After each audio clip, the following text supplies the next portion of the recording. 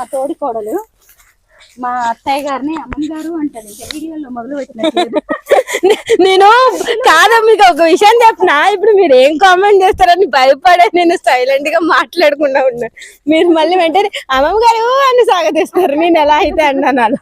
అంటే పాల చెట్లు ఎన్ని ఉన్నాయి ఇక్కడ కూడా? ఇది నిలువుగా మంచిగా పోయింది పాల చెట్టు, అదేమో అట్లా పోయింది. పెరిగింది ఆ పాల చెట్టు. మీకు ఒక విషయం తెలుసా, ఇక్కడ కొమ్మలు నరికేచ్చేసారు, అందుకు పైకి ఎదింది. దానికి కొమ్మలు నరకలేదు, అందుకు సైడ్కి వెళ్ళిపోయింది. ఉషా, నువ్వు పాల పండ్లను ఎప్పుడైనా చూసావా? నేను చూసాను అక్క. లాస్ట్ టైం అమ్ములు పిన్ని పాల పళ్ళు అంటే పాపం దొరికినాయి కానీ అవి ఏమైంది, తన పూజ టైంకి కుళ్ళిపోయింది, పాడైపోయినాయి. ఆ సంవత్సరం ఆ కాయలు బాగుండి తన నోము కూడా చేసేసుకునేవారు. అంటే ఇంతకీ మీరు జాబ్ చేస్తూ బాగా బిజీగా ఉండి ఇన్ని రోజులు తోట మీద ఎక్కువగా అంకుల్ ఫోకస్ చేశారు, మీకు టైం దొరకలేదు. ఇక మీదట ఎక్కువగా మీ టైం పాస్ అంతా ఇదే ఉండబోతుందా? ఇందాక కూడా అడిగాను ఇదే ప్రశ్న. అంతే కదా, ఇంటి పని అయ్యాక ఇంకా ఖాళీయే కదా.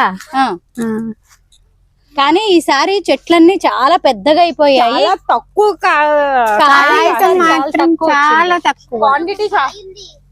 కనీసం 10 పైసలు అంత కూడా లేవు ఇప్పుడు.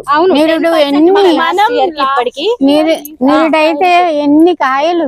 అవునంటే నిజంగా లాస్ట్ ఇయర్ కాయలు మీరు ఎన్నో చూసారు కదా, ఈసారి అయితే అసలు 10% కూడా లేవు. ముఖ్యంగా పూత అంతా రాలిపోయిందంట.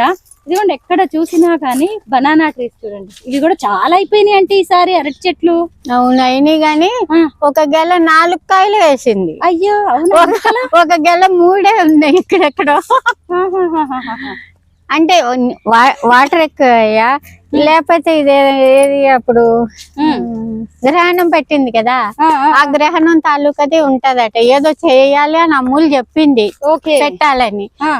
నిన్న మొన్న మేడం వచ్చింది కదా, ఆమె కూడా తిరుక్కుంటే ఇలాగా గ్రహణం పడితే ఏమన్నా అవుతాయా చెట్లు అంటే, ఆమె కూడా అలాగే ఉంది, ఏదో చేసి పెట్టాలని గ్రహణ శూల చెట్లకి తగలకుండా.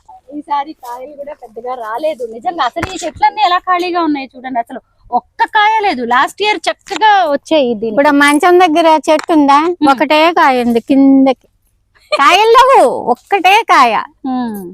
అయితే మొత్తానికి కొన్ని చెట్లకైతే కొన్ని కాయలు ఉన్నాయి, పోయినసారి అంతా అయితే లేవు అనమాట. మేము ఆవకాయ పట్టాలి అనుకుంటున్నాం.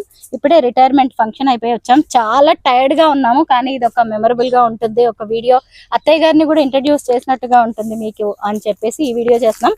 రేపొద్దునే ఆవకాయ పట్టే పని ఉందనమాట. కాయలు కోయడం దగ్గర నుంచి మళ్ళీ మా ఫామ్ అంతా చూపిస్తూ మేము ఆవకాయ ఎలా పెట్టుకుంటామో మా అత్తయ్య గారి డైరెక్షన్ లో అనేది చూపిస్తాం.